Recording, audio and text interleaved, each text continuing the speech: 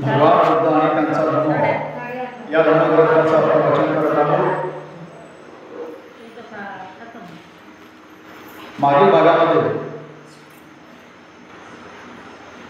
आपण भगवान बुद्धाचं बालपण,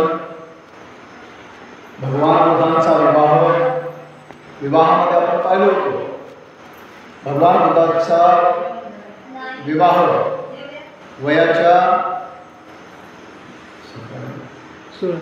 16व्या वर्षी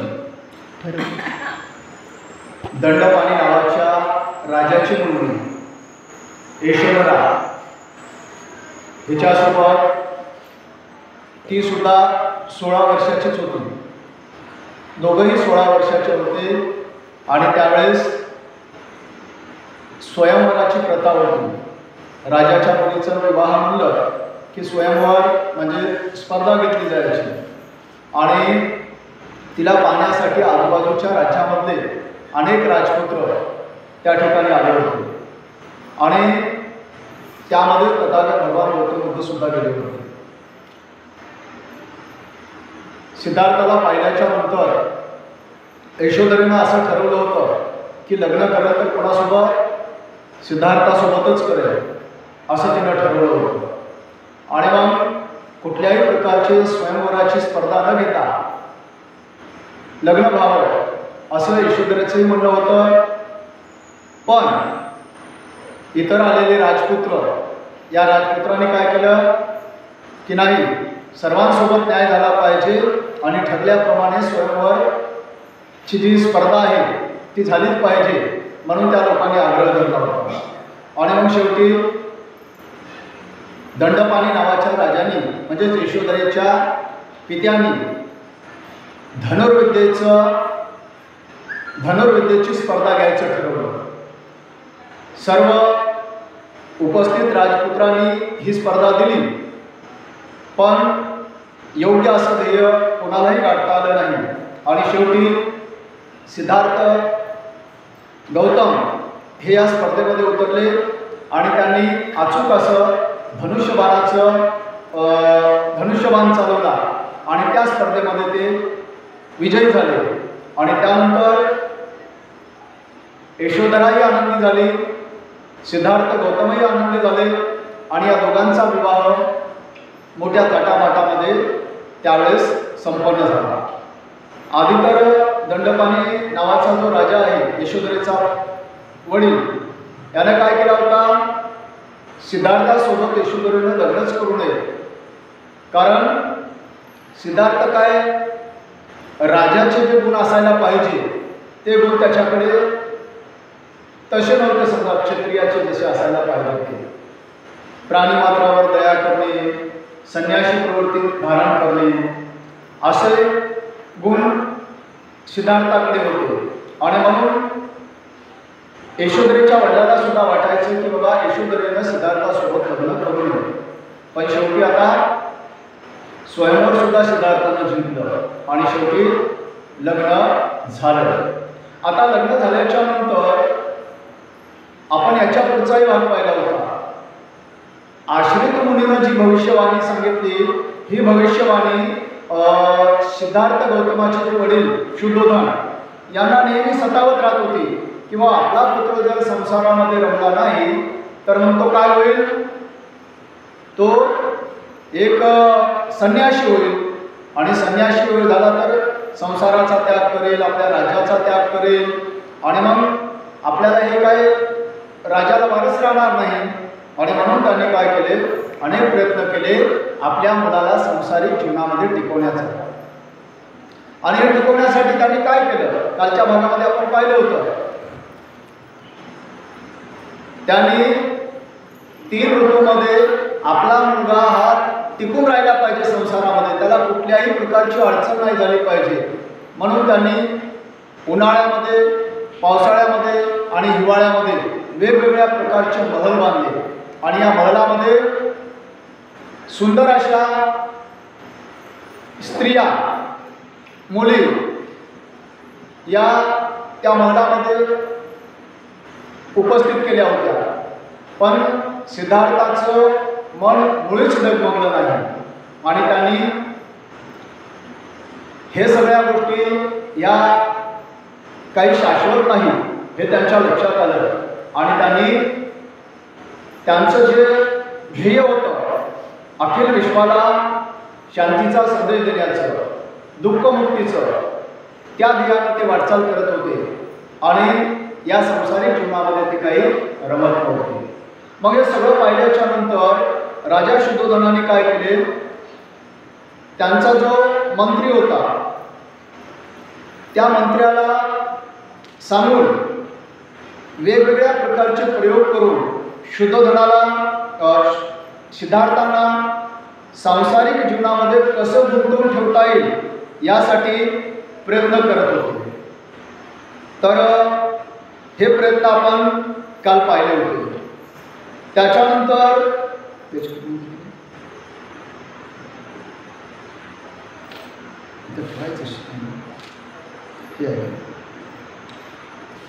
तर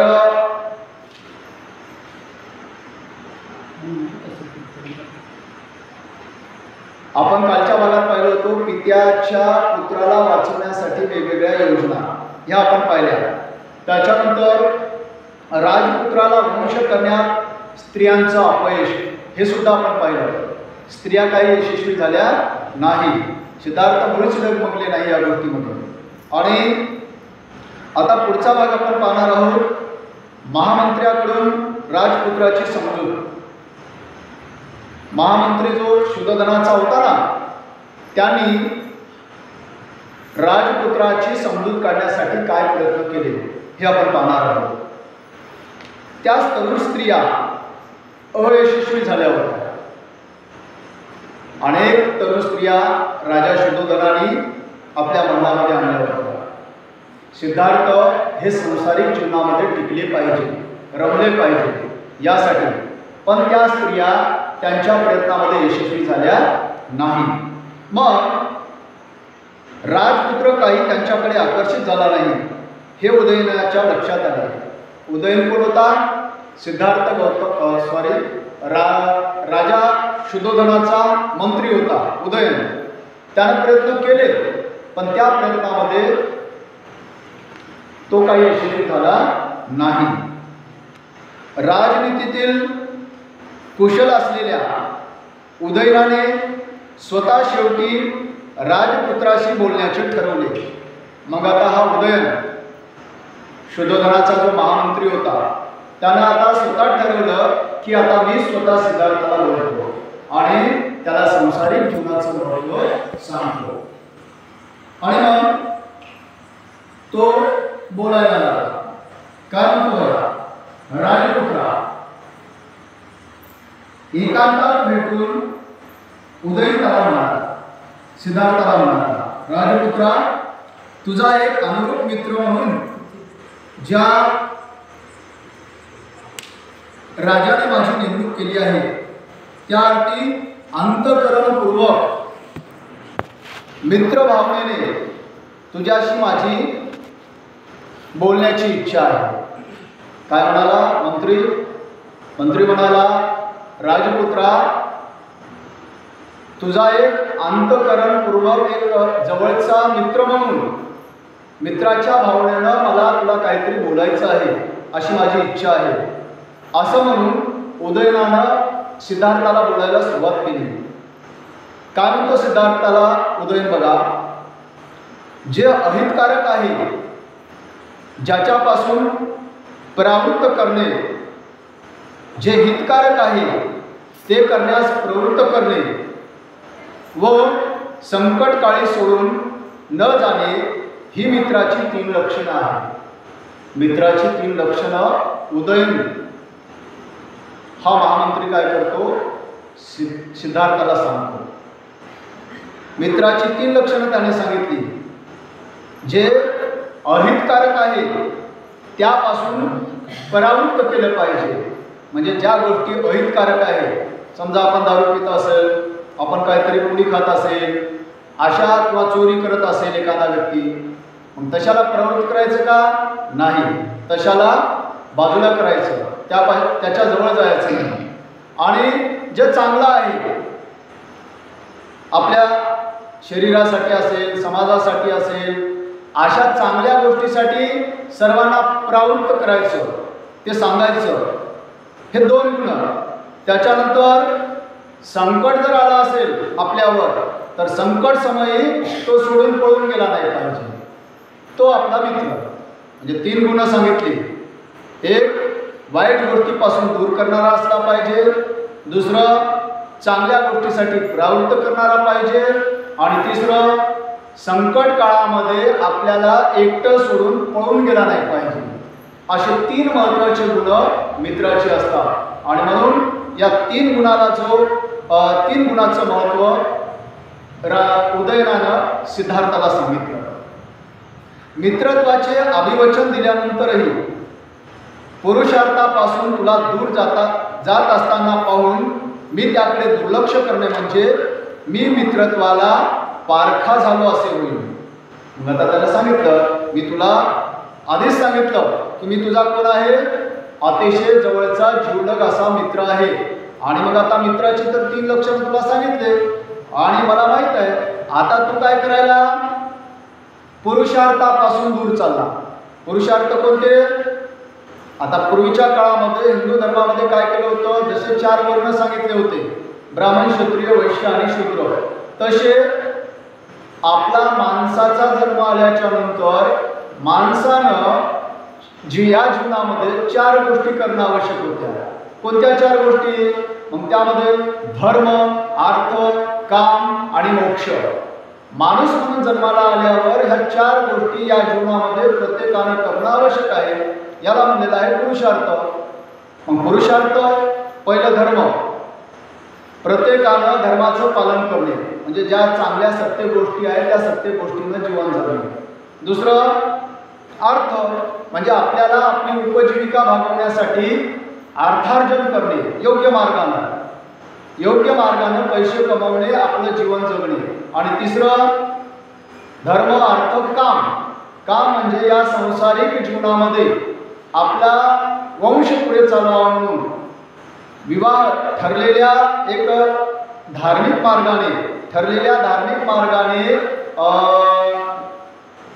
संबंध ठेवून पुढच्या म्हणजे आपली संतती वाढवणे, हे काम. आणि मोक्ष म्हणजे हे जे 3 आधीचे जे आपण पुरुषार्थ सांगितले, हे 3 पुरुषार्थ जर आपण योग्य मार्गाने केलो तर काय होईल, आपल्याला याच जीवनामध्ये मोक्ष हा मिळू शकतो. अशा काही चांगल्या गोष्टी सांगितल्या होत्या. मग आता हा उदयन काय म्हणतो सिद्धार्थाला की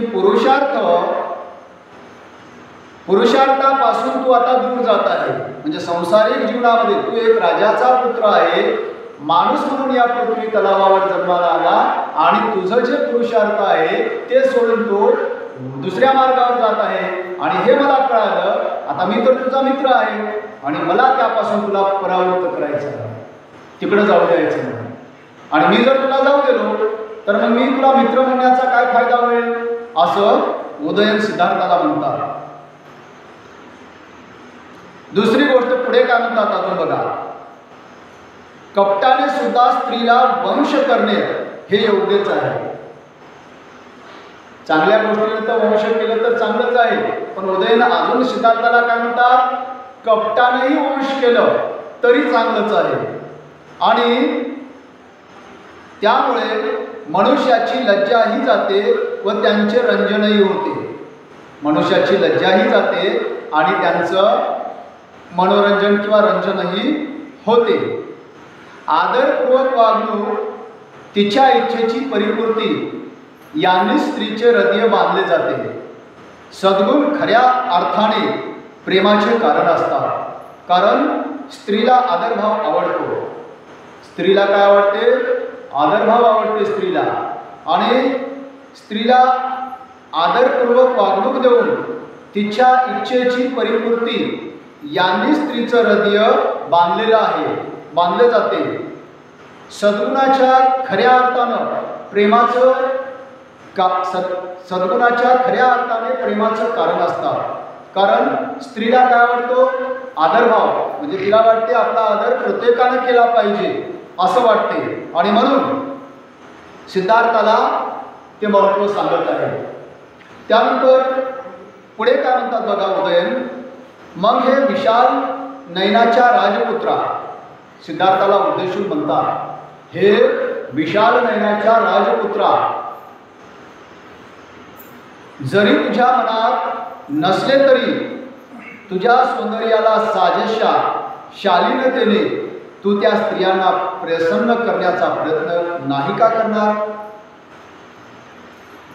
उदय म्हणत आहे सिद्धार्थाला, काय म्हणत आहे, हे राजपुत्रा, तुझ्या मनामध्ये जरी नसल तरी तू काय कर, तुझ्या या विशाल नयनाला, तुझ्या या सौंदर्याला साजेल अशा पद्धतीनं शालीनतेनं म्हणजे शिलामध्येच राहून तू त्या स्त्रियांना प्रसन्न करण्याचा प्रयत्न नाही करणार का, त्या स्त्रियांना प्रसन्न करणार नाही का, असा प्रश्न उदयन म्हणजेच शुद्धोधनाचा मंत्री हा सिद्धार्थाला समजावून सांगत आहे. पुढे अजून म्हणतो तो, विनय हा स्त्रियांना सुगंधी उठण्याप्रमाणे सुखकर वाटतो. विनय म्हणजे शील हे प्रत्येक स्त्रियांना सुगंधी उठण्याप्रमाणे सुखकर वाटतो. विनय हा एक बहुमोल अलंकार आहे. विनयापासून सौंदर्य हे पुष्पविहीन उद्यानासारखे आहे. एखाद्या स्त्रीकडे जर विनय नसेल आणि कितीही सुंदर असली तरी ते कसं आहे, एखाद्या बागेमध्ये फुलाचं झाडच नाही, पुष्पच नाही, अशी ती बाग आहे. पण केवळ विनयाचा काय उपयोग, त्याच्याबरोबर हृदयातील भावनेची जोड असली पाहिजे. मोठ्या कष्टाने प्राप्त होणारे कामभोग तुझ्या मुठीत आहे, मग खात्रीने तू त्याचा तिरस्कार का करावा. तू काय म्हणत आहे, केवळ सौंदर्य असून चालत नाही, सोबत विनय पाहिजे. आणि नुसतं विनय असून सुद्धा चालत नाही, सोबत भावना पाहिजे.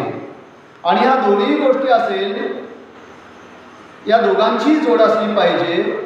आणि मोठ्या कष्टानं प्राप्त होणारे हे कामभोग तुझ्या मुठीमध्ये आहे, मग तू खात्रीने त्याचा तिरस्कार का करतोस. सिद्धार्थाला म्हणत आहे, काम हा सर्वप्रथम पुरुषार्थ मानून प्राचीन काळी इंद्रानेही गौतमी ऋषीची पत्नी अहिल्या हिचे प्रिया राधन केले. मग आता हा जो मंत्री आहे उदाहरण देत आहे प्राचीन काळामधलं पुरुषार्थ कसं महत्त्वाचं आहे हे सांगण्याचा प्रयत्न करत आहे. त्यांनी सांगितलं बघा, इंद्रानं काय केलं, गौतम ऋषीची पत्नी अहिल्या हिचे प्रियाराधन केले. अशाच प्रकारे अगस्त्य ऋषी आहे, अगस्त्य ऋषींनी सुद्धा सोमाची पत्नी रोहिणी हिच्याशी रममान झाला. आणि श्रुती सांगतात लोपामुद्रेची तीच गत झाली. महान तपस्वी बृहस्पती सुद्धा ओतत्याची पत्नी व मरुताची कन्या ममता हिला भोगून भारद्वाजाचा जन्म झाला. श्रेष्ठ दाता आशा चंद्राने बृहस्पतीच्या पत्नीला ती अर्धप्रदान करीत असताना ग्रहण करून तिच्या ठाई दिव्य बुधाला जन्म दिला. अशा प्रकारे प्राचीन काळी विषयासक्त झालेल्या पराशर ऋषीने सुद्धा यमुना नदीच्या काठी वरुणाच्या मुलाची मुलगी कुमारी काली हिच्याशी सहवास केला. कामातूर वरिष्ठ ऋषीने अक्षमाला नावाच्या एका खालच्या जातीतील हीन स्त्रीशी रत होऊन कपिंगला नावाच्या मुलास जन्म दिला. आणि अर्धवाक्याने गलित गात्र झालेल्या असतानाही राजश्री ययाती चैत्ररथ वनात विश्वाकी अप्सरेबरोबर रममान झाला. आता हे सगळे प्राचीन काळामधले उदाहरण मंत्री सिद्धार्थाला देत आहे की बाबा हे सगळे लोक महान ऋषी होते, इंद्रदेव होता, हे लोक सुद्धा काय केले, अनिष्ट मार्गानं या गोष्टीची पूर्तता केलेली आहे. मग तुला तर योग्य मार्गानं संसारिक जीवनामध्ये रमला पाहिजे, म्हणून या गोष्टी तू केल्या पाहिजे. पुरुषार्थ कसा महत्त्वाचा आहे हे सांगण्याचा प्रयत्न भारद्वाज मंत्री करत आहे. उदयन पुढे म्हणतात बघा, आणि वार्धक्याने म्हणजे म्हातारपणाने गलित ग्रात्त म्हणजे माझेमध्ये खेळलेला व्यक्ती असताना सुद्धा राजश्री ययाती चैत्ररथ वनामध्ये विश्वासी अप्सरेबरोबर तो रममान झाला. आणि पत्नीशी संभोग केल्याने आपला मृत्यू ओढवेल हे माहीत असून सुद्धा कौरवाने पंडुमादीच्या माद्रीच्या सौंदर्य गुणावर मुग्ध होऊन विषय सुखाच्या अधीन झाला. त्याला माहीत होतं की बाबा आपण जर कामवासनेच्या आहारी गेलो तर आपला मृत्यू अटळ आहे, हे माहीत असून सुद्धा तो काय केला, त्या गोष्टीच्या आहारी गेला. यासारखे असे महान अनेक पुरुष या पुरुष सुखासाठी निंदनीय कामोपभोगाचा अवलंब या लोकांनी केलेला आहे. मग ते भोग प्रशंसनीय आहेत किंवा आशाचा अवलंब करणं किती सुखद होईल. आणि आशे करत असताना तुझ्यासारख्या शक्ती सौंदर्य संपन्न युवकाने ज्या सुखाच्या अधीन राहून हे सर्व जग ज्या सुखाच्या अधीन होतं त्या सुखावर स्वभावताच तुझा हक्क आहे आणि या सुखाची अपेक्षा तू करावी यामध्ये आश्चर्य असं काही नाही. सिद्धार्थाला सांगत आहे की आता तू तर युवक आहे आणि तू या सुखासाठी मागे लागलं हे काही आश्चर्याची गोष्ट नाही आणि म्हणून तू या सुखाच्या मागे लागला पाहिजे असं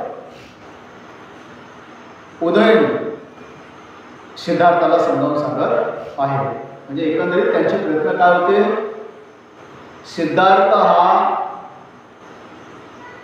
संसारिक जीवनापासून बाजूला गेला नाही पाहिजे, तो संसारिक जीवनामध्ये रमला पाहिजे, संन्यासी प्रवृत्ती स्वीकारला नाही पाहिजे.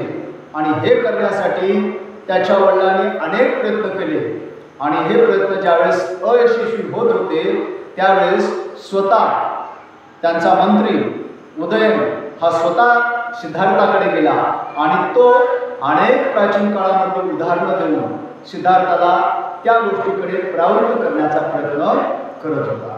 कारण त्यांना आधीच सांगितलं होता की मित्राची 3 लक्षणं कोणती आहेत आणि मी तर तुझा आता जिवलग मित्र आहे. मित्र असल्यामुळे मला काय करावं लागेल, जे चांगलं आहे तिकडे तुला प्रवृत्त करावं लागेल, जे वाईट आहे त्याच्यापासून दूर करावं लागेल आणि तुझ्यावर जर काही संकट आलं तर त्यापासून तिथून मला पळून न जाता तुला मदत करावी लागेल. हे 3 गुण आहेत आणि म्हणून मी हे काम तुझ्यासाठी करत आहे. मग आता राजपुत्राचे महामंत्र्यास उत्तर काय आहे. आतापर्यंत महामंत्री बोलत राहिला, राजपुत्र सिद्धार्थ काहीही बोलले नाही. आता सिद्धार्थ उत्तर देतात. काय उत्तर देतात बघा. पवित्र परंपरेने समर्थिलेल्या व योग्य वाटणारी महामंत्र्याची ही वचने ऐकून मेघगर्जनेसारख्या आपल्या आवाजात राजपुत्राने उत्तर दिले. आभाळामध्ये जसं ढग गडगडतात ना तशा प्रकारे आता ते जे मंत्र्यानं सांगितले हे त्याची भावना त्याच्या जागी चांगलीच होती, पवित्रच होती आणि त्याची वचनं सुद्धा चांगलीच होती. हे सर्व सिद्धार्थानं ऐकलं आणि ऐकल्याच्या नंतर अथान मेघगर्जनेसारखा आपल्या आवाजात राजपुत्र त्या उदयनला उत्तर देतात. काय म्हणतात बघा, माझ्याबद्दलचा स्नेहभाव व्यक्त करणारी तुझी ही भाषा तुलाच योग्य आहे, परंतु माझ्या संबंधी तुझी चूक कुठे होत आहे हे मी तुला पटवून देईन. काय म्हणत आहे, माझ्याबद्दल तुझा जो स्नेहभाव आहे तो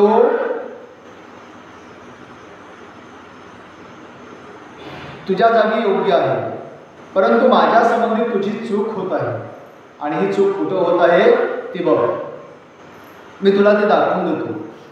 मी ऐहिक विषयाची अवहेलना करीत नाही.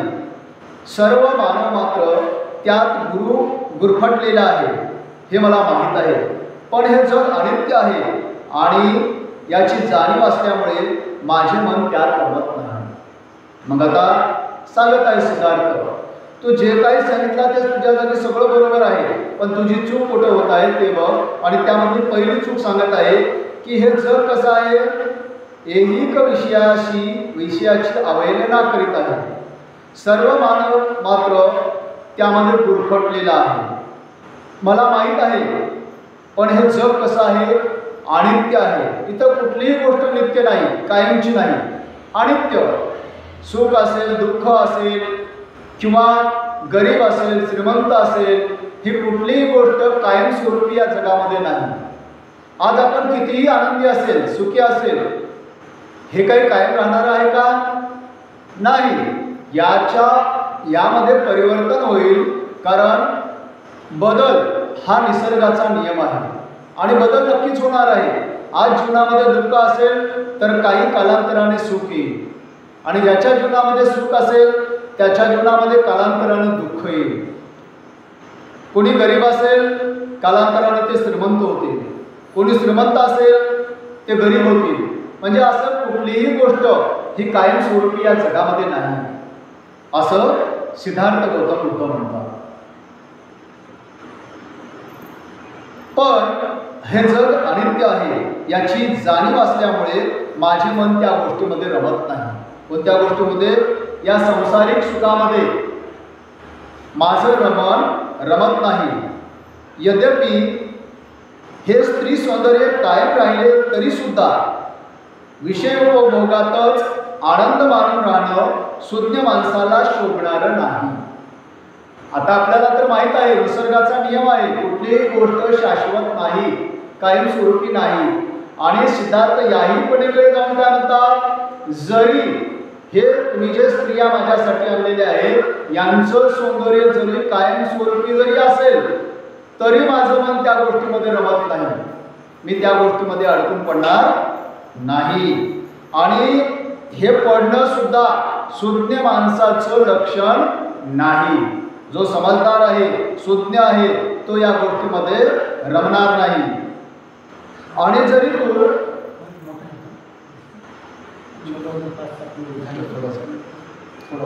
आपण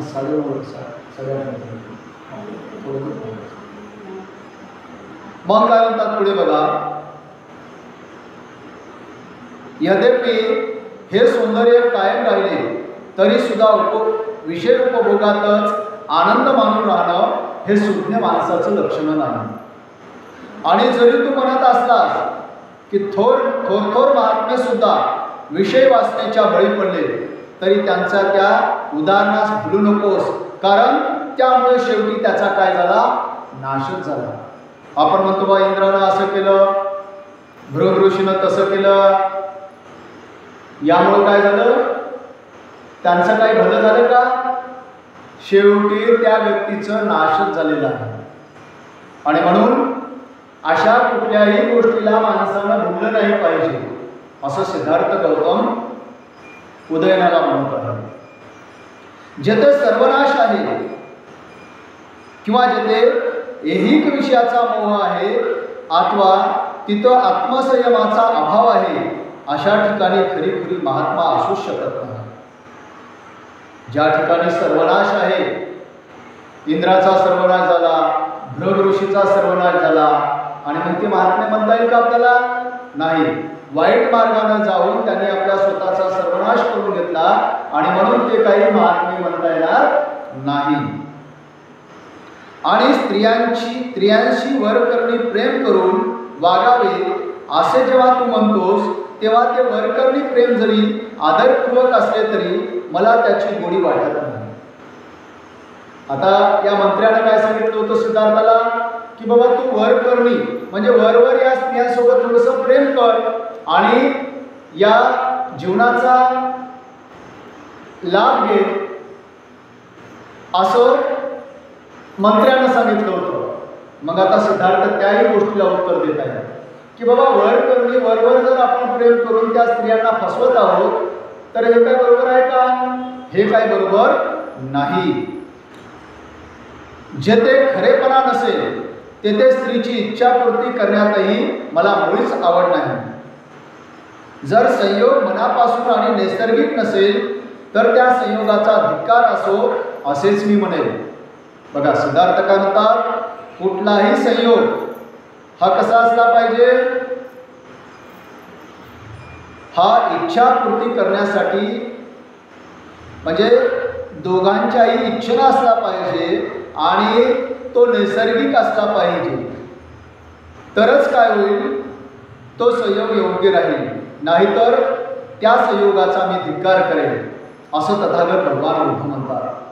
मन विषयाधीन झाले असेल, मिथ्यत्वावर विश्वास ठेवणारे असेल, विषय वस्तूचे दोष न पाहणारे असेल तर मग अशी वंचना करून घेण्यात काय अर्थ आहे? आणि विषय वासनेचे बळी जर एकमेकांची फसवणूक करू लागले तर ते पुरुष आणि त्या स्त्रिया एकमेकांकडे पाहण्यासही अपात्र आहेत असे नाही का? एकमेकाला जर फसवून या गोष्टी जर केल्या जात असेल तर या गोष्टी करणं हे किती वाईट आहे. किंवा असं करणं म्हणजे एकमेकाची फसवणूक करणं आहे असं मी मानतो, असं सिद्धार्थ गौतम म्हणतात.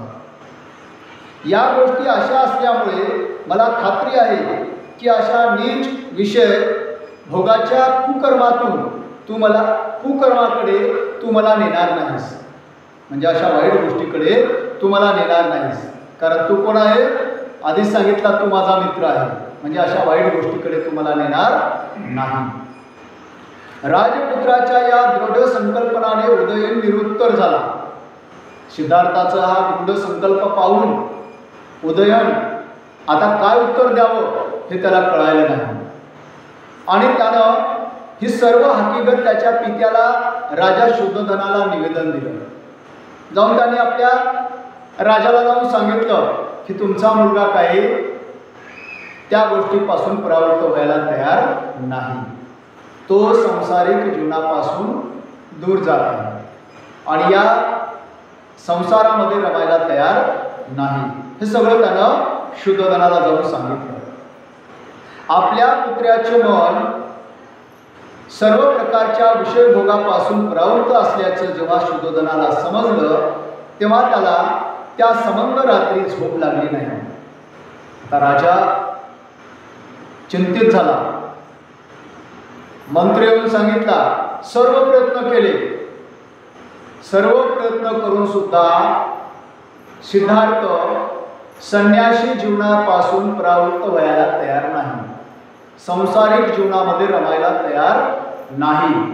हे ज्यावेळेस राजा शुद्धोधनाला महामंत्री उदयन जाऊन सांगत आहे, सांगल्याच्या नंतर रात्रभर राजाला झोप आली नाही. राजा चिंतित झाला की बाबा आता काय करावं, आपल्या पुत्राला संसारिक जीवनामध्ये रमवण्यासाठी काय केलं पाहिजे. हा विचार करत राजा रात्रभर झोपला नाही. हृदयात बाण रुतलेल्या हत्तीसारखा तो विवळ झाला होता. आपला एकुलता एक पुत्र हा संसारिक जीवनाचा त्याग करून तो आता संन्यासी जीवनाकडे वळत आहे आणि कितीही प्रयत्न करून तो काही संसारिक जीवनामध्ये रमत नाही. हे पाहिल्याच्या नंतर एखाद्या हत्तीच्या हृदयामध्ये बाण खुपसलेल्या हत्तीसारखा राजा विवळ झाला, दुःखी झाला. त्याला तळमळ सुटली की आता आपण काय करावं आणि त्याला काही करता आले नाही. तो रात्रभर जागून काढला. राजपुत्र सिद्धार्थाला भोगमय जीवनाच्या सुखाकडे आकर्षित करण्याचा मार्ग शोधण्यासाठी व आपल्या जीवनाला ज्या प्रकारची कलाटणी तो देण्याचा संभव होता त्यापासून त्याला प्रवृत्त करण्यासाठी राजा शुद्धोधनाने आपल्या मंत्र्यासह विचार करायास पुष्कळ वेळ खर्च केला. पण आतापर्यंत योजलेल्या उपायाखेरीज दुसरा कोणताही उपाय त्याला सुचला नाही. अनेक प्रयत्न केले त्यानं. आपण सुरुवातीपासून पाहिलं की सिद्धार्थ संसारिक जीवनामध्ये रमला पाहिजे म्हणून त्याचं योग्य वेळी लग्न करून दिलं. लग्नाच्या नंतर सुद्धा संसारिक जीवनामध्ये रमणार नाही म्हणून काय केलं, अंतःपुराची स्थापना केली. म्हणजेच 3 ऋतूमध्ये 3 प्रकारचे असे महल बांधले. बाहेरच्या कुठल्याही गोष्टीचा त्याला त्रास झाला नाही पाहिजे. उन्हाळ्यामध्ये उन्हाळ्यात जसं योग्य राहील अशा प्रकारचं महल बांधलं. हिवाळ्यामध्ये हिवाळ्यापासून त्याचा बचाव झाला पाहिजे म्हणून तसं एक महल बांधलं. पावसाळ्यामध्ये पावसाळ्याची जाणीव नाही झाली पाहिजे तसं एक महल बांधलं. आणि या 3 महलामध्ये सुंदर अशा युवतींची व्यवस्था केली. आणि सगळे प्रयत्न करून राजा अयशस्वी झाला. आणि मग आता राजा रात्रभर विचार केला. रात्रभर विचार केल्याच्या नंतर त्याला आपण जे योजना केल्या त्या योजनेच्या पलीकडे दुसरी कुठलीही योजना राजाला सुचली नाही. आता राजपुत्र सिद्धार्थाला भोगमय जीवनाच्या सुखापलीकडे आकर्षित करण्याचा मार्ग शोधण्यासाठी व आपल्या जीवनाला ज्या प्रकारची कलाटणी ती देण्यासाठी संभव होता त्यापासून त्याला प्रवृत्त करण्यासाठी राजा शुद्धोधनाने आपल्याकडे आपल्या मंत्र्यासह विचार करण्यासाठी पुरेसा वेळ खर्च केला होता. पण याच्या पलीकडे त्याला कुठल्याही उपाययोजना सुचल्या नाही. आणि त्यांनी त्यांच्या पुष्पमाला आणि अलंकार व्यर्थ ठरले. ज्याचे हावभाव व लाडीगोडी निष्फळ ठरली अशा आपले रतिभाव हृदयात लपवून ठेवलेल्या त्या युवतीचे ते अंतःपुर विसर्जित करण्यात आले. आणि मग आता राजाला लक्षात आलं की आपण कितीही प्रयत्न केलो तरी आपण काही सिद्धार्थाला संन्यासी जीवनापासून परावृत्त करू शकत नाही आणि संसारिक जीवनाकडे आकर्षित करू शकत नाही. आणि म्हणून ज्या अंतःपुराची निर्मिती केली होती, ज्या सुंदर युवती आणल्या होत्या, हे सगळं काय करावं लागलं, राजाला विसर्जित करावं लागलं, संपुष्टात आणावं लागलं, बंद करून टाकावं लागलं हे सगळं. आणि शेवटी राजाचा नाईलाज झाला. आता सिद्धार्थाचा पुढची गोष्ट काय आहे तर तो शाक्य संघामध्ये प्रवेश करतो. ही गोष्ट आपण उद्याला पाहणार आहोत. शाक्य संघामध्ये प्रवेश उद्याच्या वाचकाने ठीक आहे. उद्या भोवरे सर वाचतात, पद्माकर भोवरे सर.